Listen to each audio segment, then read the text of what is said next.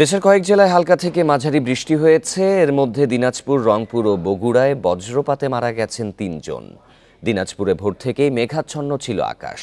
সকাল 8:30টার দিকে শুরু হয় বৃষ্টি। ৮ ঘন্টায় প্রায় ১৬ মিলিমিটার বৃষ্টি হয়েছে। এর মধ্যে পার্বতীপুর উপজেলার মৌলভীডাঙ্গায় বজ্রপাতে একজনের মৃত্যু হয়।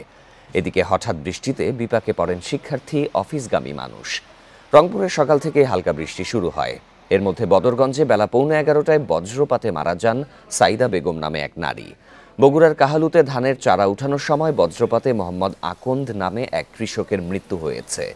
সকালে বৃষ্টি হয়েছে সুনামগঞ্জেও। মেহেরপুরে বৃষ্টির সাথে দমকা বাতাসে গম ক্ষেতের ক্ষতির আশঙ্কায় পড়েছেন কৃষকেরা।